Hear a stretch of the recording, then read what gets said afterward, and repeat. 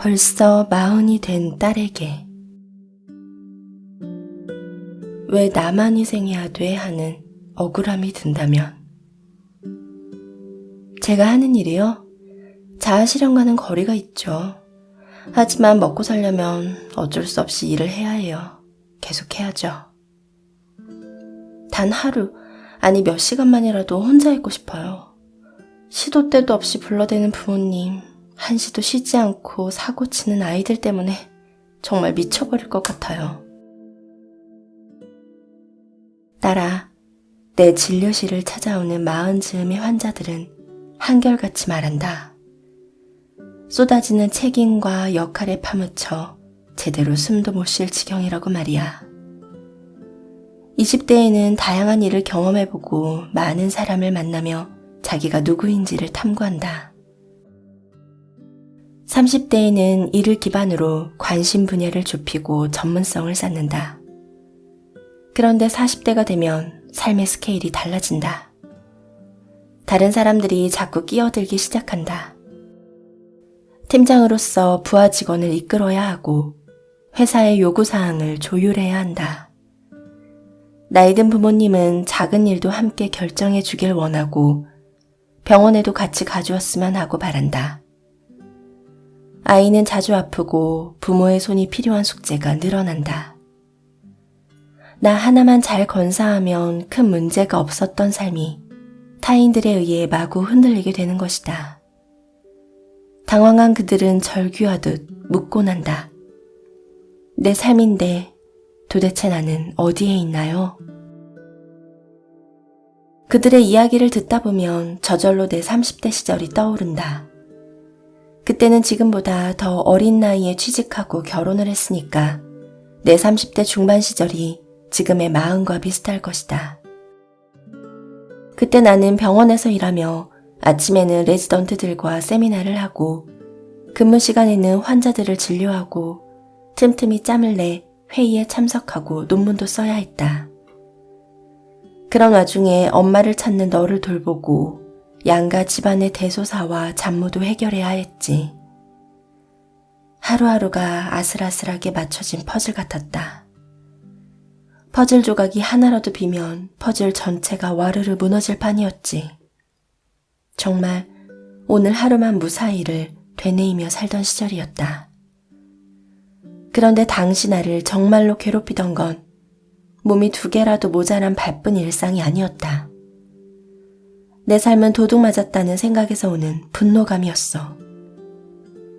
젊은 의사로서 내게도 목표와 계획이 있었다. 그러나 현실에서는 단 하루, 아니 단 1시간도 내 미래를 위해 온전히 투자하기가 힘들었다. 일터와 가정에서 시댁이나 친정에서 터지는 응급 상황에 대응하느라 공부는커녕 잠시 앉아 마음 놓고 쉴 수도 없었다. 그렇게 좋아하는 음악조차 들을 여유가 없었으니 내 마음이 오죽 억울했을까? 내 소중한 시간과 에너지 대부분이 어쩔 수 없이 해야만 하는 일들에 쓰인다고 생각하니 견딜 수가 없었다.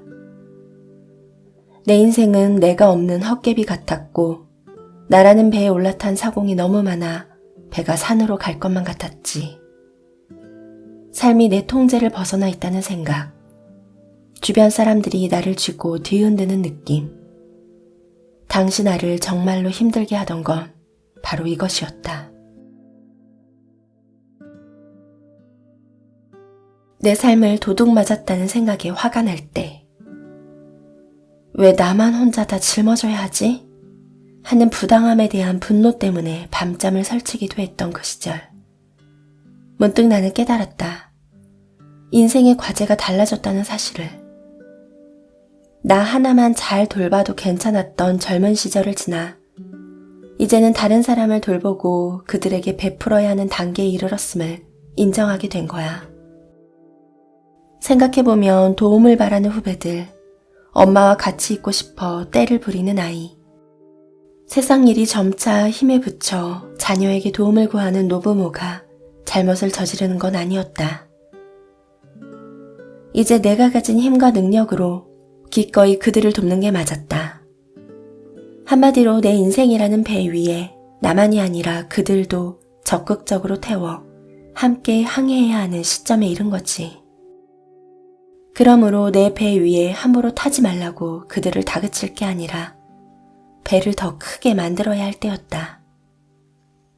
그렇게 생각을 바꾸니 시도 때도 없이 떨어지는 자질구레한 일들과 원치 않았지만 내게 주어진 책임과 의무를 이전보다 기꺼이 받아들일 수 있게 되었다. 그런데 참 이상하지? 마음을 고쳐먹으니 온갖 숙제 같은 일을 하면서 느꼈던 억울함도 누그러지더구나. 미국의 정신분석가 에릭스는 인간의 심리사회적 발달을 8단계로 나누어 설명한다. 그에 따르면 인간은 태어나서 죽을 때까지 8단계의 발달 과정을 거치며 각 단계마다 발달 과업을 수행하면서 성장해 나간다. 그중 7단계인 중년에 맞이하게 되는 발달 과업은 바로 생산성이다. 가족을 부양하고 일터에서 직업적인 성취를 이루어 사회에 기여하고 사회 개선을 위해 노력하는 것 모두 생산성에 속하는 활동이다. 생산성의 핵심은 다음 세대의 번영과 사회 발전에 기여하고자 하는 욕구다. 나라는 사람의 물리적인 한계를 넘어서 다음 세대와 연결됨으로써 영속성을 획득하고자 하는 것이다. 그래서 사람들은 대가를 바라지 않는 호의를 바탕으로 자기에게 몰두되어 있던 관심을 기꺼이 타인에게로 옮긴다. 만약 이 시기에 발달 과제를 제대로 이행하지 못하면 침체에 빠져 자신의 인생과 일을 쓸모없거나 무가치하다고 생각하고 스스로를 하찮게 여기게 된다. 사는 게 공허하고 허무하다고 느끼기도 하지. 30대 후반부터 폭발적으로 늘어나는 책임과 의무로부터 도망가고 싶지 않은 사람이 어디 있겠니? 어깨에 짊어진 숙제들이 너무 무겁고 나에게만 강요되는 희생 같아서 두렵고 화가 나는 게 당연하다. 그러나 인생은 누구에게나 때가 되면 변화를 요구한다. 너도 학생에서 직장인으로, 미혼에서 기혼으로 역할이 바뀌면서 불안과 혼란을 경험해 봤기에 잘할 거야.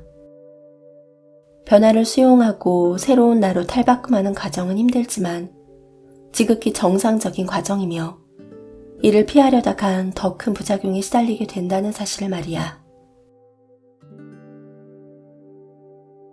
가장 힘들지만 가장 행복하기도 한 40살의 강을 건너는 법. 나도 이 나이가 되고 보니 웬만한 일에는 놀라지 않는 사람이 되었다.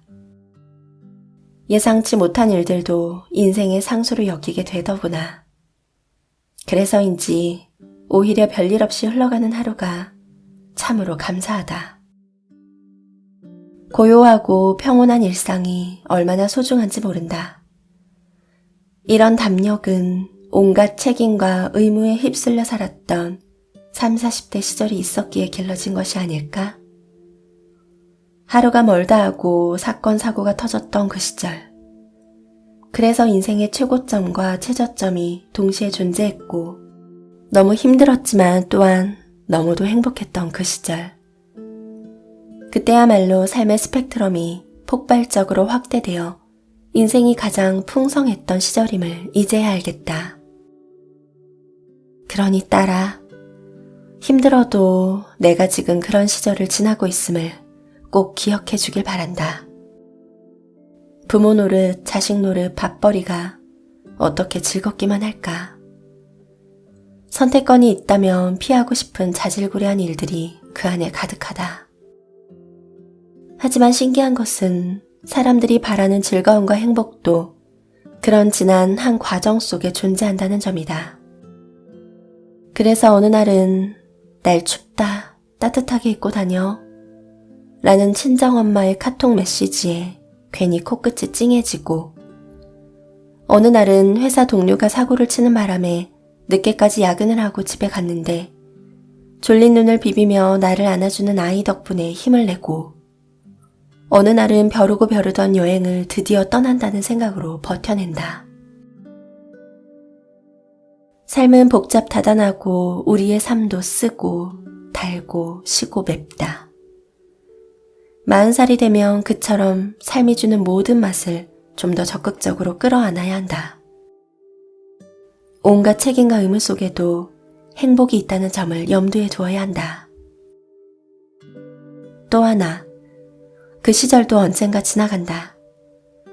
내 인생의 배에 올라타 이것저것 요구하던 그들도 조금만 있으면 배에서 내려 각자 자기 길을 걸어간다는 뜻이다.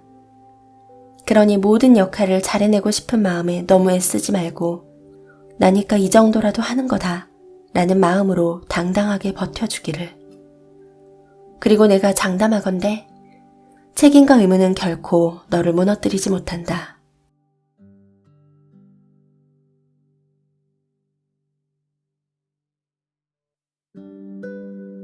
벌써 40이 된 딸에게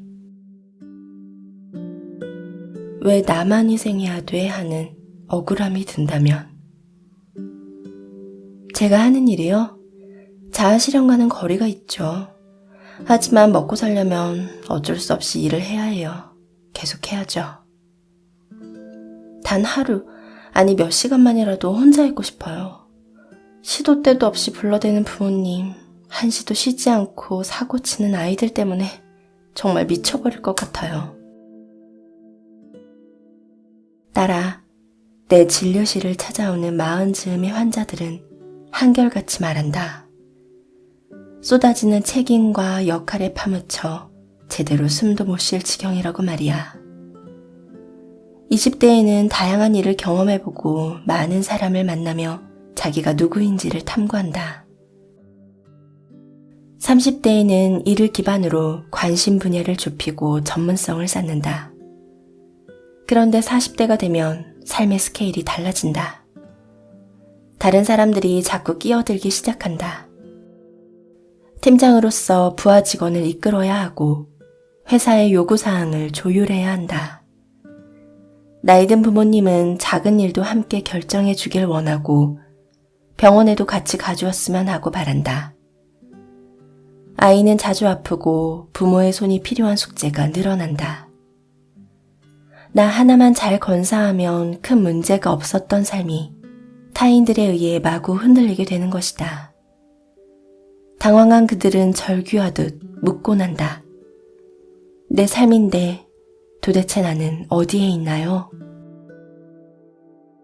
그들의 이야기를 듣다 보면 저절로 내 30대 시절이 떠오른다.